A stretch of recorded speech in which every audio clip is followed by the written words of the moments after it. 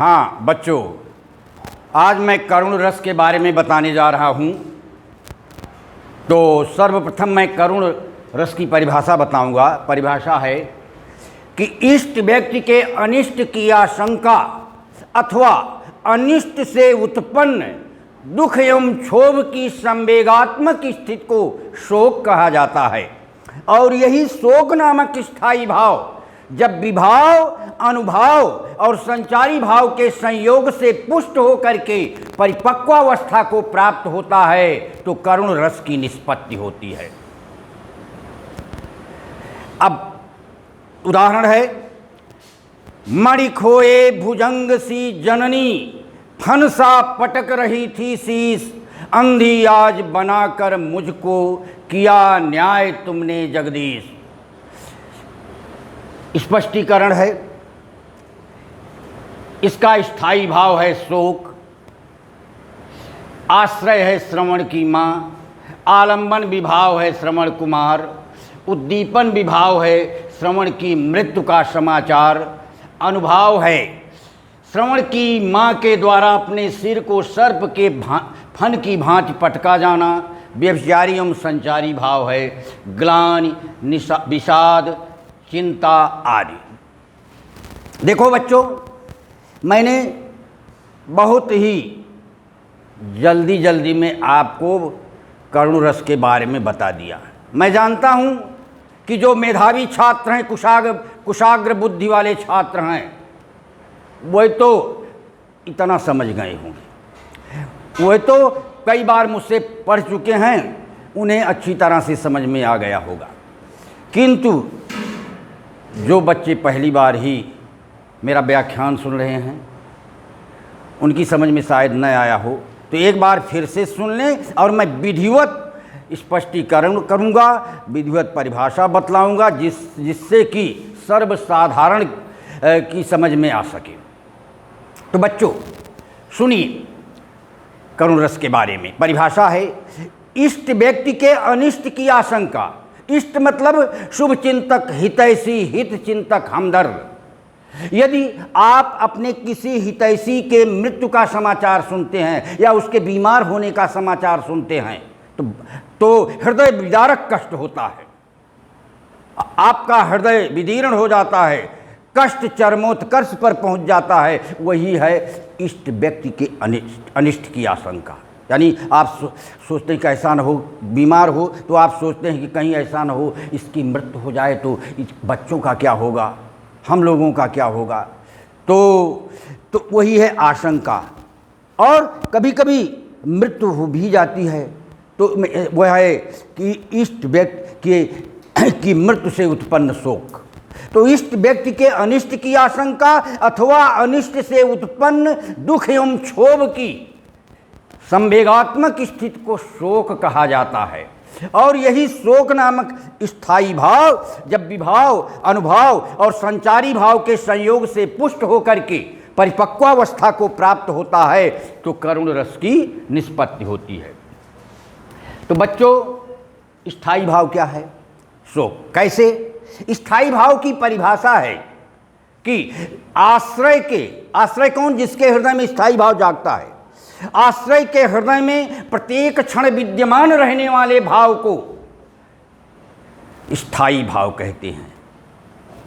आश्रय के हृदय में प्रत्येक क्षण विद्यमान रहने वाले भाव को स्थायी भाव कहते हैं। ये प्रायः सुषुप्तावस्था में होते हैं, किंतु उपयुक्त अवसर आने पर जागृत एवं उद्दीप्त हो जाते हैं तथा विभाव, अनुभाव और संचारी भाव के संयोग से रस के रूप में परिणत हो जाते हैं। तो देखिए, जब इसकी व्याख्या आप सुने ही हैं, मैं बता देता हूं व्याख्या कि एक बार अयोध्या नरेश महाराज दशरथ शिकार करने हेतु श्रवण क्षेत्र में आए और महाराज दशरथ के बारे में आप सब लोग जानते होंगे कि वह शब्द वेदी बाण का संचालन करते थे। वह शब्द को ही लक्ष्य मान करके अपने बाण को चलाते थे, जिससे उसी शब्द पर उनके बाण का प्रहार होता था। तो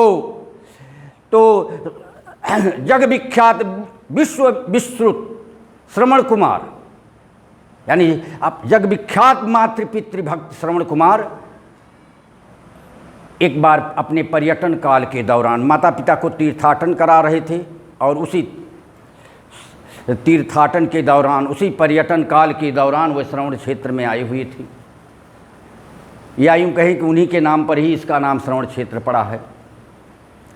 तो श्रवण के माता पिता को पिपासा की अनुभूति हुई, यानी प्यास लगी, और वह अपनी पिपासा के शमनार्थ यानी प्यास को बुझाने के लिए तमसा नदी में जल लेने के लिए गए, और जैसे ही उन्होंने जल के पात्र को तमसा नदी के जल में डुबोया तो उससे आवाज़ उत्पन्न हुई, और उसी आवाज़ पर महाराज दशरथ ने बाण का संचालन कर दिया, जिससे महाराजा दशरथ के द्वारा संचालित बाण श्रवण कुमार को जा लगा।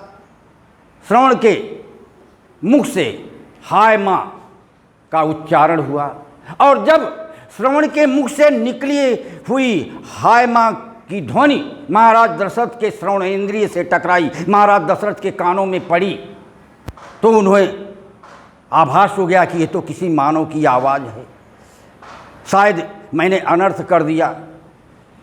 वे श्रवण के पास जा पहुँचे और बोले, अरे तो बहुत मैं क्षमा चाहता हूँ, मैंने घोर पाप किया, मैंने अक्षम्य अपराध किया है।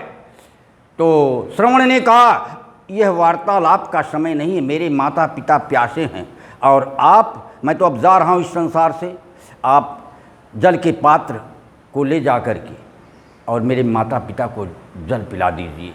जब जल से परिपूर्ण पात्र को लेकर के महाराज दशरथ श्रवण के माता पिता के पास पहुँचे, और उन्होंने श्रवण की माता पिता से कहा कि मैं आप लोगों के पिपासा का शमन करने के लिए, आप लोगों के प्यास को बुझाने के लिए जल लेकर के आया हूँ।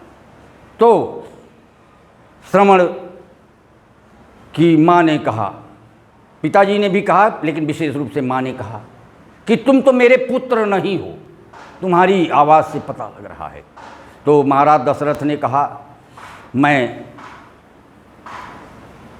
चक्रवर्ती सम्राट अयोध्या नरेश महाराज दशरथ हूँ, और मेरे बाणों से आहत होने के कारण आपके पुत्र की मृत्यु हो गई है।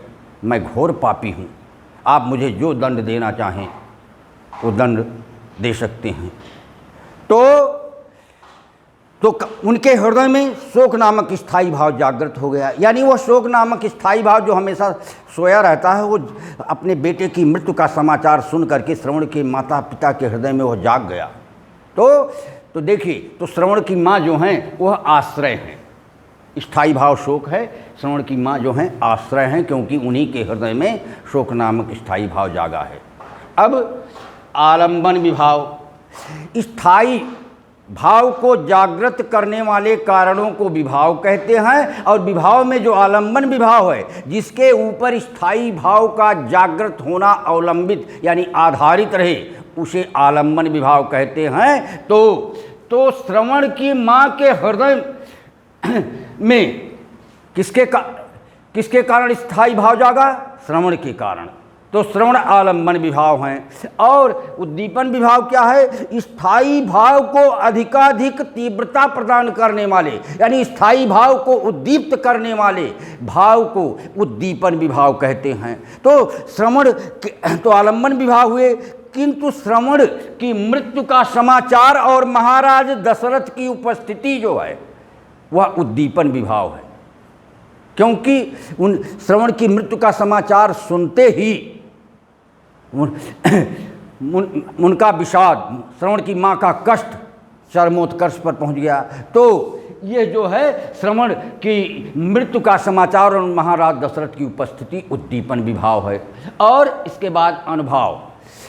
देखिए बेटा, स्थायी भाव के जागृत होने पर आश्रय में कुछ शारीरिक क्रियाएं होती हैं, उन्हें अनुभाव कहा जाता है।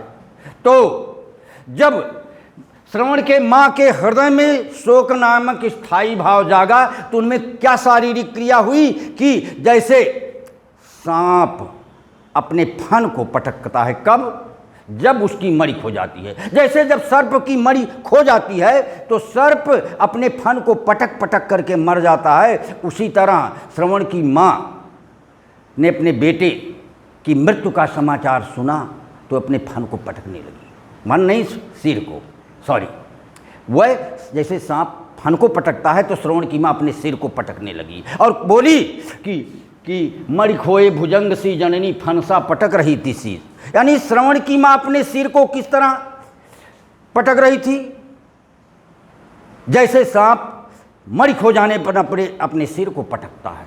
और फिर उन्होंने कहा कि अंधी आज बनाकर मुझको किया न्याय तुमने जगदीश, हे प्रभु आपने मुझे अंधी बना करके न्याय किया है, क्योंकि यदि मैं अपने बेटे के मृत शव को देखती, मरी हुई लाश को देखती तो मुझे अपार कष्ट होता, मैं इस हृदय विदारक कष्ट को कैसे झेल पाती।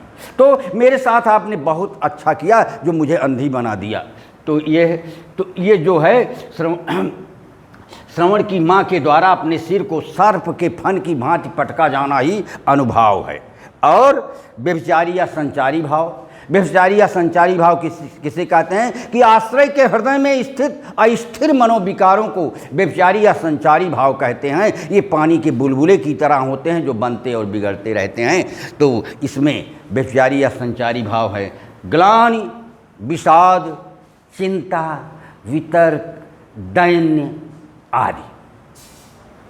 तो बच्चों बस आज इतना ही आप समझ गए होंगे। जय हिंद, जय भारत।